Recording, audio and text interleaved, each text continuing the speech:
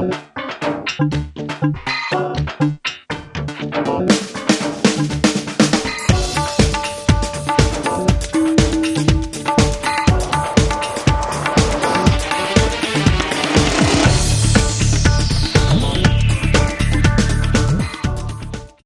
आपका बहुत स्वागत है हमारी खास पेशकश जीना इसी का नाम में। और इस बार हम ऐसा विषय आपके सामने लेकर आए हैं जो बहुत जरूरी है। जी हाँ, हम बात करने जा रहे हैं 12वीं तक के बच्चों की शिक्षा के बारे में, क्योंकि कोरोना पैंडेमिक में किस तरह से उनको अपनी शिक्षा अर्जित करनी चाहिए, क्या कुछ उनके लिए परेशानियां हो सकती हैं, इस सब पर चर्चा करने के लिए हमारे साथ मौजूद हैं प्रख्यात मोटिवेटर डॉक्टर राजेश शर्मा जी। आदरणीय शर्मा जी, आपका बहुत स्वागत है जीना इसी का नाम में। और IND24 के मेरे भाई बंधुओं को बहुत बहुत नमस्कार, बहुत बहुत नमस्कार। शर्मा जी, हर बार हम ऐसा विषय आपके सामने लाते हैं जिससे समाज का भला हो। आज समाज अपने उन बच्चों की ओर देख रहा है जो कि कोरोना पैंडेमिक में उनकी शिक्षा पर खासा असर पड़ा है। ऑनलाइन क्लास तो चल रही है सर, लेकिन जिस तरह से हमने अभी देखा, चाहे 50% हम बात करें जो प्रेजेंस की आई थी, इसमें भी बहुत सारी चीज़ें हैं जिसमें पेरेंट्स समझ नहीं पा रहे हैं। ये तमाम चीज़ों पर आज हमारे दर्शकों के लिए उनकी शंकाओं को दूर कीजिए। मेरे IND के भाई बंधु और माँ बाप खास करके जिनके बच्चे जो हैं 12वीं और 12वीं के नीचे के हैं, ये वाकई ही एक महत्वपूर्ण विषय है। मैं ये बिल्कुल नहीं कहूँगा कि ये चिंता का विषय है, लेकिन चिंतन का विषय ज़रूर है ये कि अब जो है बच्चों के एग्ज़ाम भी पास आने वाले हैं, 12th के एग्ज़ाम शुरू हो रहे हैं। और ख़ास करके हम लोग पिछले 2 साल हो गए, ऑलमोस्ट 2 साल हो गए। 2020 में जनवरी को जो है पहला कोविड का केस मिला था केरला में, और उसके बाद मार्च से जो है लॉकडाउन लगा। चूँकि ये पूरी विश्वव्यापी महामारी थी और विश्व में किसी को भी पता नहीं था कि इस तरह के वायरस के साथ में कैसे हमें निपटना है हर स्तर पे। और हम सब अब वाकिफ़ हो चुके हैं कि इसने कितना हमको परेशान किया। और वर्क फ्रॉम होम से लेके कितनी चीज़ें, आपके टूर बंद हुए, टूरिज़्म बंद हो गए, लोगों ने बाहर निकलना बंद कर दिया। जो एक सोशल गैदरिंग्स हैं उनके ना होने से, घर में बैठे रहने से जहाँ फ़ायदे हुए हैं वहाँ पे नुकसान भी हुए हैं, और मैं कहूँगा कि नुकसान ज़्यादा हुए हैं। लोग बाग मानसिक रूप से भी कुछ विकृत हुए हैं। और ये भी देखा गया कि पोस्ट कोविड सिंड्रोम में ये परेशानी बिल्कुल निकल के आई है, चाहे वो पोस्ट कोविड सिंड्रोम का असर हार्ट पे हो, चाहे वो मेंटल हेल्थ पे हुआ हो, लेकिन हुआ तो है। और इससे अलावा जो भयभीत होना और एक नेगेटिविटी के साथ में जो है जो रहना, डर के मारे रहना, इसका स्वाभाविक फ़र्क पड़ता है।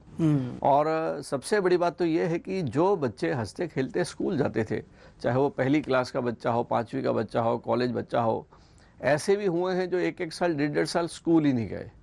तो फिज़िकली स्कूल जाना जो है, ये किसी भी शिक्षा संस्थान का जो है पूरा जो छाया है जो बच्चे के व्यक्तित्व में पड़ती है, वो केवल और केवल पढ़ाइयों की नहीं पड़ती। उसकी फिज़िकल प्रेजेंस उस स्कूल में, अपने सहपाठियों के साथ मिलना, वहाँ पे बैठ के जो है उसका खेलना कूदना, स्कूल में जो है डिफरेंट फिज़िकल शारीरिक एक्टिविटीज़ होती हैं, उसका कई प्रकार की चुनौतियों से उसका सामना होना, उसका एक व्यक्तित्व तो निखरता है। बहुत से स्टूडेंट जो है उससे वंचित रहे। हाँ, गवर्नमेंट ने जो है काफ़ी रियायती भी दी हैं, कहीं जो है प्रमोशनल एक्टिविटी भी हुई है, कहीं जो है उन्होंने एग्ज़ाम्स को लेके थोड़ी सी एक रिलैक्सेशन भी दिया है। लेकिन धीरे धीरे अभी ये ख़त्म भी होगा। कोविड ज़िंदगी भर नहीं रहेगा। अभी बीच में जो है, चूँकि कोविड की इंफॉर्मेशन को देखते हुए ये बातें हुई थी कि हाँ अब जो है सारी चीज़ें खुलने वाली हैं, चाहे वो थिएटर्स हों, चाहे वो शादी की चीज़ें हों। फिर इस थर्ड जो एक नया जो इवेंट इसका जो आया है, कोविड का जो एक वेरिएंट आया है, उसके कारण फिर से थोड़ी सी रिस्ट्रिक्शन ज़रूर आई हैं। लेकिन जो बच्चों ने ऑफलाइन जो फिज़िकली जाना शुरू किया है, यहाँ सबसे बड़ा जो चिंता और चिंतन का विषय पेरेंट्स के लिए है कि अब एग्ज़ाम आ गए। एग्ज़ाम का जो शब्द है वो वैसे ही बहुत से लोगों के दिलों की धड़कन बढ़ा देता है, ठीक है। और यहाँ सवाल ये उठता है कि उस चुनौती को कैसे निपटें स्टूडेंट्स भी और खास करके परिवार के लोग भी। बिल्कुल डॉक्टर विवेक, साहब, ये बहुत महत्वपूर्ण है। यहाँ पे जो है ठीक है, अब हमने तो पढ़ लिया, जी। अब तो जो है अब और पढ़ाई है नहीं, अब तो एग्जाम है ना जी। अब तो एग्जाम आ गए। जैसे 12th के मेरे को लगे 12th के फाइनल एग्जाम जो है आज या कल से शुरू हो रहे हैं जी। अब कैसे पढ़ना है ये बात तो गॉन हो गई। अब तो है कि एग्जाम कैसे फेस करना है, वो ज्यादा तनाव का विषय है। और मैं समझूंगा कि इस बार इसीलिए सरकार ने जो एक बड़ा फैसला लिया है बोर्ड परीक्षाओं को लेकर, कि पहली बार यानी 60-65 साल के इतिहास में ऐसा पहली बार हो रहा है जब फरवरी में ये एग्ज़ाम कंडक्ट कराए जाएंगे। डॉक्टर साहब, एक बहुत महत्वपूर्ण सवाल है और कुछ लोगों ने मैसेज भी किया था कि अब जो ये 2-2.5 माह का समय है, हमने देखा है एक बोर्ड को लेकर जो नर्वस छात्र का होना, और मध्य प्रदेश में खास तौर से बोर्ड परीक्षा चाहे वो 10वीं की हो, 12वीं की हो, पहले तो 8वीं भी होती थी, वो बड़ा नर्वस हो जाता है बच्चा। अपने नर्वसपन को कैसे वो दूर करे? ये बहुत ही प्रासंगिक विषय है विवेक जी आपका जी। कि हम जब बात करते हैं एक हमारा एक युवा बच्चा जो अभी टीन एज में ही है, चाहे वो 8वीं का एग्ज़ाम दे चाहे 10वीं का एग्ज़ाम दे, बड़ा दुख होता है कभी कभी समाचार पत्र पढ़ के कि एग्ज़ाम के डर से जो है किसी ने कोई गलत कदम उठा लिया। मेरा खास करके माता पिता से और शिक्षक लोगों से, स्कूल के प्रिंसिपल से लेके और जो स्टूडेंट्स हैं उनसे मैं यहाँ कहना चाहूँगा बिल्कुल कि डर किस बात का।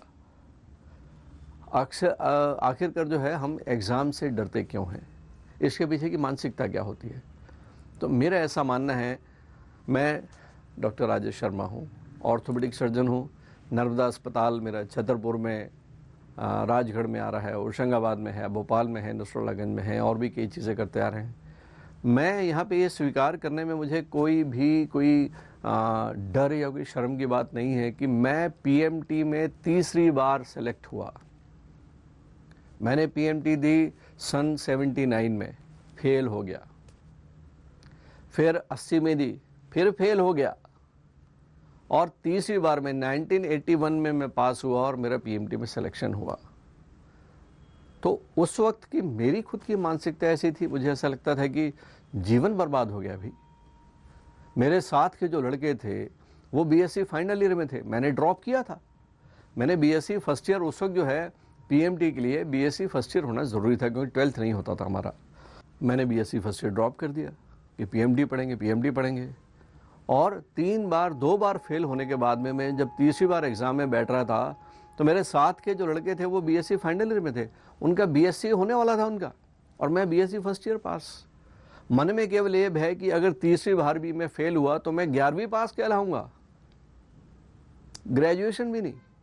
और इस मानसिकता के साथ में ना जाने कितने विचार, जो स्टूडेंट क्लास में हमेशा अव्वल आता है, फर्स्ट सेकंड थर्ड से नीचे कभी मैं आया नहीं, और उसके बाद ये हालत कि मेरे साथ के लोग जो है वो फाइनल में है, मैं 11वीं के बाद में 12वीं मतलब बीएससी फर्स्ट ईयर के बाद में मैं करूँगा क्या। जो सपने देखने वाला स्टूडेंट जो है अब वो ये सोच रहा है कि कहीं चपरासी की भी नौकरी मिलेगी कि नहीं। ऐसी मानसिकता डेफिनेटली होती है। हम जो है हमारी अपेक्षाएं, हमारे खुद जो हमारे बनाए हुए सपने जब हमको चूर चूर नज़र आते हैं तो हमें तकलीफ होने लगती है, इसमें कहीं दो मत नहीं है। लेकिन आज अगर मैं ज़िंदगी के इतने लंबे कार्यकाल में अगर मैं देखता हूँ, इतने लंबे कार्यकाल में, तो मुझे पता है कि वो जो समय था वो फेलियर मेरे लिए एक जंपिंग बोर्ड का उसने काम किया। मैं यहाँ दावे के साथ कह सकता हूँ यहाँ पे मैं कि शायद अगर मेरा पहली अटेम्प्ट में ही हो गया होता तो वो अंदर में जो एक पिछड़ा हुआ जो धावक होता है, वो उस धागे को छूने के लिए जो जोर लगाता है, जो वो शायद जोर मैं नहीं लगाता। मैं यहाँ कह सकता हूँ, मैं बिल्कुल कह सकता हूँ कि उसके बाद जो है मैं जब जीवन में आया, जीवन के कुरुक्षेत्र में आया और मैं अपने आप को मैंने पीछे पाया, उस वक्त जो मेरे साथ के लोग जो मेडिकल में आ गए थे, मेरे से 2 बैच सीनियर थे, मेरे से 2 साल पहले निकल गए, मैं पढ़ ही रहा था और वो जॉब में लग गए थे। उनको देख के मेरे अंदर जो एक बर्निंग डिजायर होती थी कि मेरे को इनको पीछे छोड़ना है, मेरे को इनको पीछे हराना है। वो जो आग है ना, वो आग लगती है हार से, वो आग लगती है जीवन में हम जब पीछे छूट जाते हैं। तो पहली बात तो ये कि हार से डरना नहीं, बिल्कुल डरना नहीं। और हमारे जीवन में क्या होता है, फियर ऑफ अननोन होता है। हम एग्जाम देने में टेंशन क्यों आते हैं, उसमें बहुत बड़ी गलती घर वालों की भी होती है। इतनी ज़्यादा अपेक्षाएं रखने लगते हैं हम स्टूडेंट से, हम उसको छोड़ते नहीं है। सुबह शाम दिन रात उसके बाप उसकी माँ जो है फर्स्ट आना है, तुम्हें कुछ करना है, तुम्हें कुछ करना है, तुम्हें कुछ करना है। अरे क्यों परेशान करते हो भाई उसको? उस बच्चे को क्यों परेशान करते हो? क्यों लोड देते हो उसको? क्यों टेंशन में डालते हो आप उसको? वो बुद्धू नहीं है, वो बुद्धू बिल्कुल नहीं है। और खास करके ये कहना है कि किताबी ज्ञान लेके अगर कोई फर्स्ट आ जाएगा तो जिंदगी भर जो है वो अव्वल ही रहेगा, ये बिल्कुल गलत है।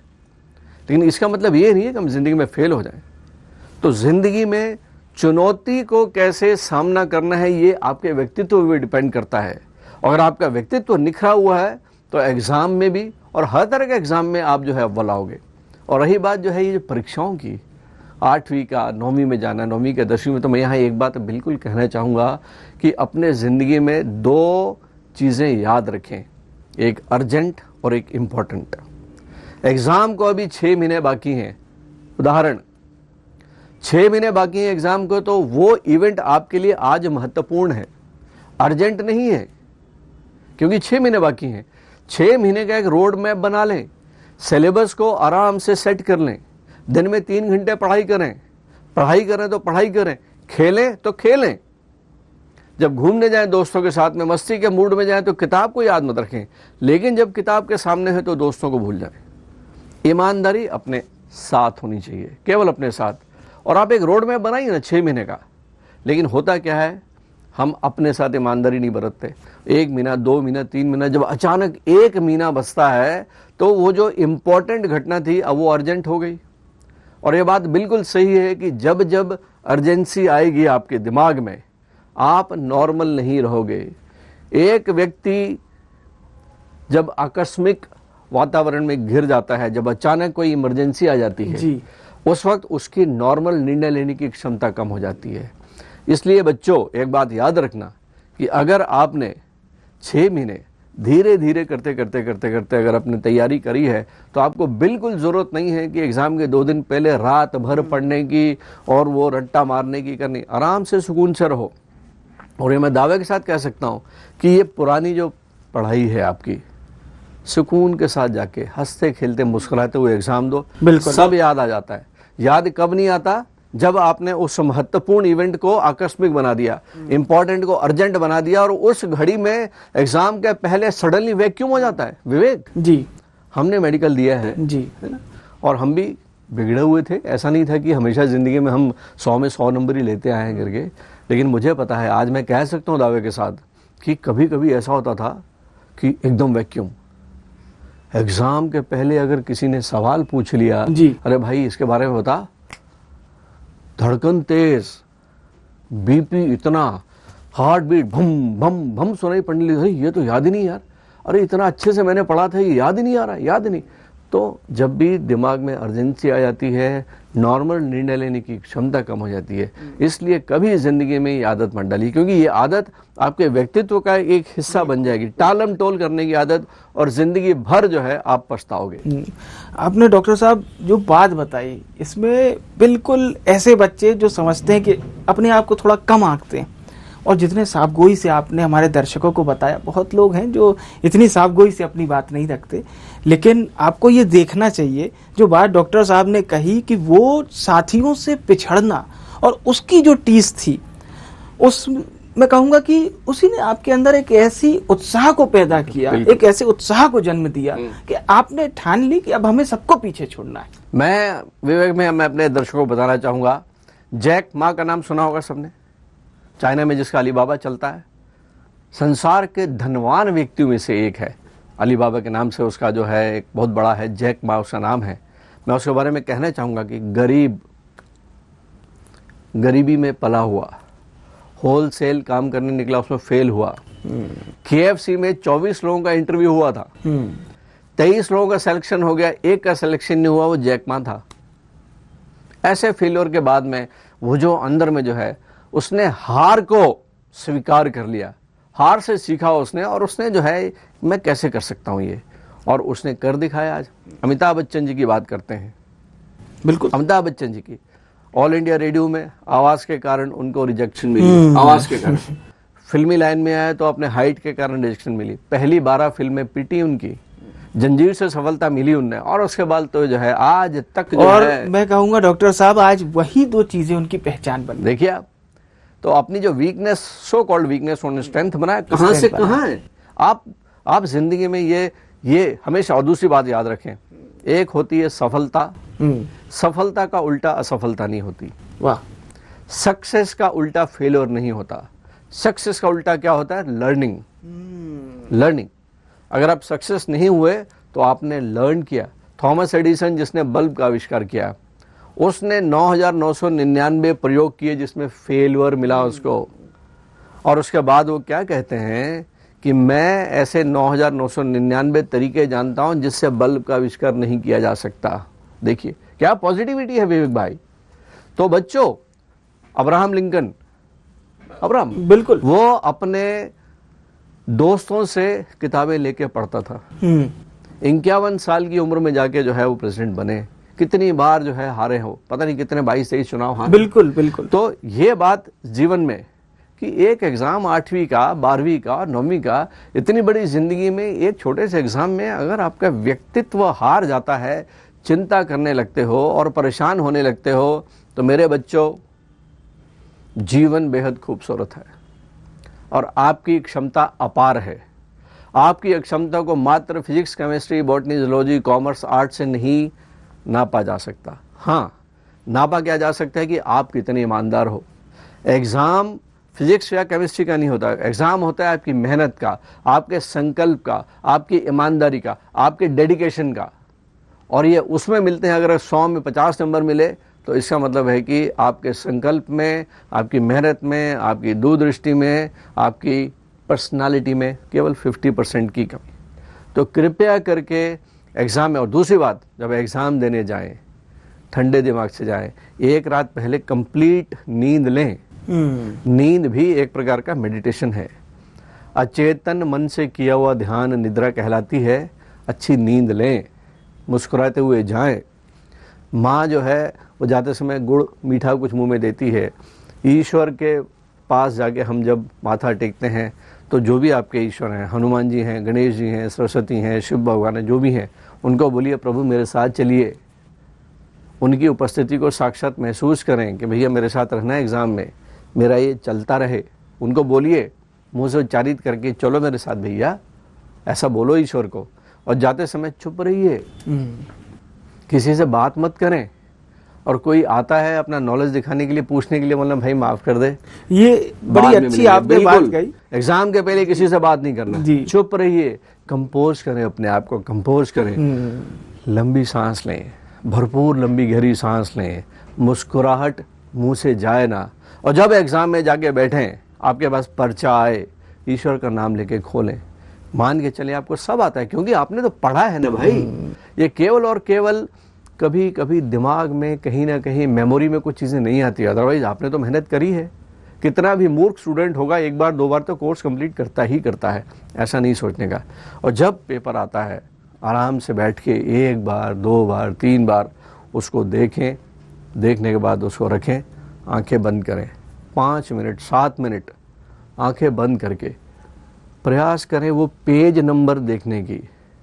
वो मेमोरी में, फोटोजेनिक मेमोरी में आपको आ जाएगा वो किताब कैसे खुली थी, कौन से पेन से अंडरलाइन किया था आपने। ये सब चीज़ें दिखती हैं उस वक्त, अगर आपका दिमाग जो है उस वक्त कहीं टेंशन में नहीं है। और दूसरा, रही बात फेलियर की, ये तो सोचना ही नहीं, फेलियर तो होता ही नहीं है।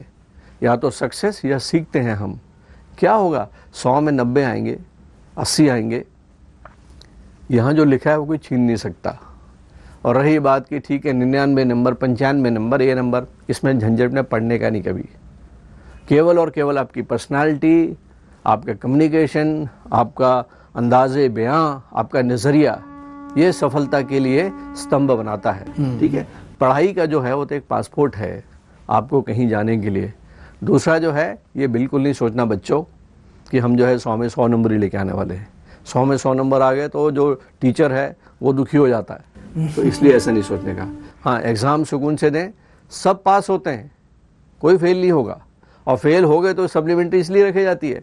और उसके बाद भी हुआ तो एक ही साल, तो मेरे तो 3-3 साल ख़राब हुए, आपके सामने खड़ा हूँ ना मैं, और खुशी के साथ खड़ा हूँ मैं, तो ऐसा नहीं सोचना है। ज़िंदगी बेहद खूबसूरती है, बहुत खूबसूरत है ज़िंदगी, ईश्वर की दी हुई, इसमें डरना नहीं है आपको बिल्कुल भी। एक अहम सवाल ये भी आ जाता है सर, जो आपने बिल्कुल ऐसा लगा कि बिल्कुल 10वीं 12वीं में जो हम इस क्लास के बाहर खड़े होकर बिल्कुल तैयारी रहती है, बारी बारी से अपना एडमिट कार्ड दिखा के जाते हैं, वो दृश्य आपने इस समय दर्शकों की आंखों के सामने भी आ रहे होंगे।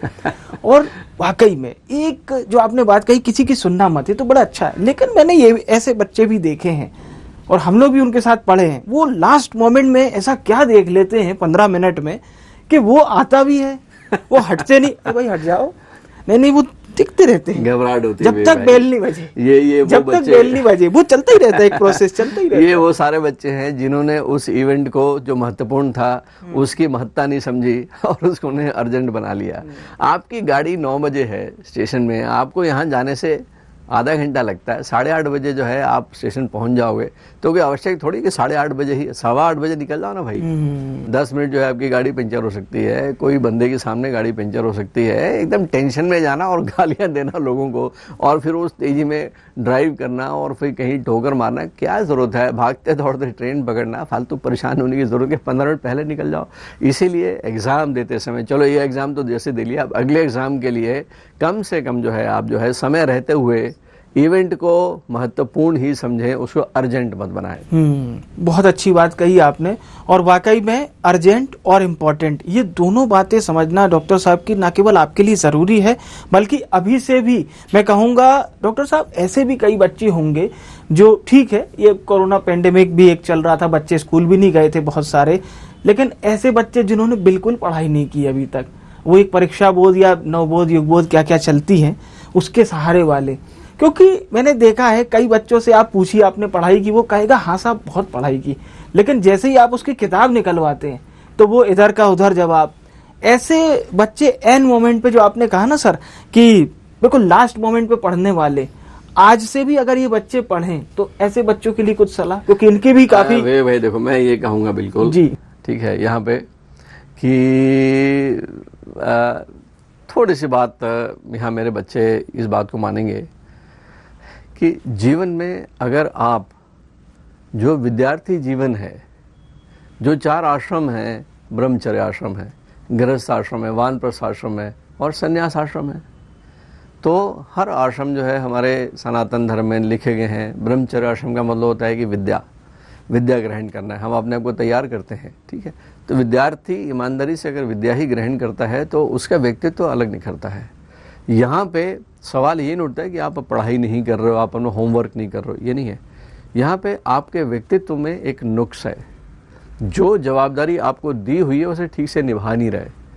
आज आप विद्यार्थी हो, ठीक से नहीं निभा रहे, कल आप शादी करके एक पति बनोगे, नहीं निभा पाओगे, उसके बाद आप पिता बनोगे, पिता की भूमिका में आप फेलर रहोगे, उसके बाद कहीं जाके किसी कारखाने में आप कहीं काम करोगे, नौकरी करोगे, वो जवाबदारी भी आप ठीक से नहीं निभा पाओगे। उसके बाद समाज में जो है एक व्यक्ति, समाज के प्रति जो है आपका एक उत्तरदायित्व होता है, उसमें आप फेलर रहोगे। तो ये फेलियर केवल जो 8वीं 9वीं 10वीं 12वीं के एग्ज़ाम का नहीं है, ये आपके व्यक्तित्व का सवाल है। इसलिए आपको जो व्यक्तित्व, जो जवाबदारी दी है, जो उत्तरदायित्व आपको मिला हुआ है, उसमें खरा उतरने की कोशिश करें, बोरियत में महसूस मत करें। यहाँ पे मैं पेरेंट्स के लिए भी 2 बातें कहना चाहूँगा। बच्चे के मन में विद्या के लिए, पढ़ाई के लिए इंटरेस्ट पैदा करें, उसको ऐसा ताने मत, उसका टाइट मत करो कि वो पढ़ाई को अपना दुश्मन मान ले। अक्सर जो है माँ बाप जो है उसको, बच्चे को जो है ताने मार मार के, वो गुप्ता जी के लड़के को देखो, वो शर्मा जी के लड़के को देखो, इतना पढ़ते हैं, तुम्हें क्या कमी है, हमने तुमको मोटरसाइकिल भी लेके दी, ये भी लेके दिया, सब लेके दिया। धीरे धीरे आप जो है उस बच्चे के मन में पढ़ाई से ना, उसके मन को आप हटा देते हो। आप जो है वो पढ़ने को जो है कंपल्शन समझने लगता है, और ऐसा ज़बरदस्ती से किया हुआ काम जो है वो मन से, आत्मा से नहीं होता। वो आपके डर के मारे बैठ तो जाएगा, 3 घंटे बैठा रहेगा किताब में, लेकिन किताब उसके दिमाग में उतरेगी नहीं। इसलिए पढ़ाई के लिए भी जो है माँ बाप जो है बचपन से अपने बच्चों का लालन पालन ऐसा करें कि पढ़ने के लिए उसमें एक इंटरेस्ट पैदा करें, उसको एक तरीका समझाएं, उसको कुछ मोटिवेशन दें, ठीक है। और उसमें अगर बच्चा सही नहीं उतर रहा तो डांटने की ज़रूरत नहीं है, उसका मनोबल मत गिराएं, उसको हतोत्साहित मत करें। बच्चे का यहाँ हतोत्साहित करना उसकी पूरी पर्सनालिटी में वो रिफ्लेक्ट होता है। तो सबसे पहले जो घर है आपका, बड़ा भाई ठीक से पढ़ता तो तुमने क्या किया, ऐसा नहीं करने का, बिल्कुल नहीं करने का ऐसा। और ख़ास करके माँ बाप की तो आदत होती है, बाप की तो आदत होती है कि मैं तो हमेशा फर्स्ट आता था, तुमने क्या किया, मैं तो हमेशा फर्स्ट आता था, तुमने क्या किया, हम तो स्कूल में हमेशा अव्वल आते थे, तुमने क्या किया। छोड़ दो आप, कितना अव्वल आते थे कितना नहीं आते थे, अगर उस वक्त का अगर रिपोर्ट कार्ड मिल जाए, प्रोग्रेस कार्ड मिल जाए तो सारा भेदभाव खुल जाएगा। तो इसलिए जो है ये बातें नहीं करने की। आप बच्चों के मन में एक इंटरेस्ट पैदा करें, उनको ज़बरदस्ती और कंपेयर मत करिए। कभी भी माँ बाप जो है बच्चे को कंपेयर मत करें। आप अपने बच्चे की पैर काट रहे हो, जड़ें काट रहे हो, उसे कमज़ोर बना रहे हो, उसे आप उत्साहित करिए, उसका मनोबल बढ़ा के रखिए। ठीक है बेटा, इस बार ऐसा है ना, चलो अगली बार और मेहनत करना, मेहनत कम करी थी, एग्ज़ाम केवल आपकी मेहनत, आपकी ईमानदारी को देखते हैं, आपके कोर्स को नहीं देखते हैं। मैं फिर से बोलूँगा कि एग्ज़ाम जो होते हैं केवल और केवल मूल्यांकन करते हैं आपके व्यक्तित्व का, आपकी मेहनत का, आपकी ईमानदारी का, आपके संकल्प का, आपके हार्ड वर्क का, कि आपने कैसे प्लानिंग करी, आपने स्ट्रेटेजी कैसे बनाई। ये एग्ज़ाम होता है, इसमें खरा उतरने के लिए आपको प्लानिंग करनी पड़ेगी। क्योंकि ठीक है बीएससी, एमएससी, पीएचडी कर ली, यहाँ एग्ज़ाम ख़त्म हो गया ना, मेनली तो ज़िंदगी की जो चुनौतियाँ आती हैं, जो बच्चा स्कूल में भी अगर इस तरह की हरकत करता है तो अक्सर जो है वो अपने जीवन में भी कहीं ना कहीं थोड़ा पिछड़ा रहता है। बिल्कुल सही।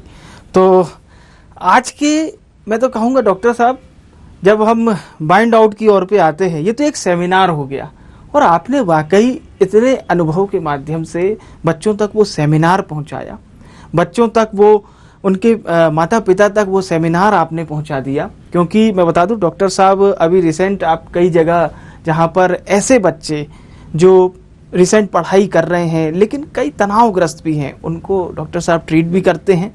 और इस तरह से हमारा केवल उद्देश्य आप तक वो जानकारी पहुंचाना था जिसे आपके बच्चे अभी फेस कर रहे हैं।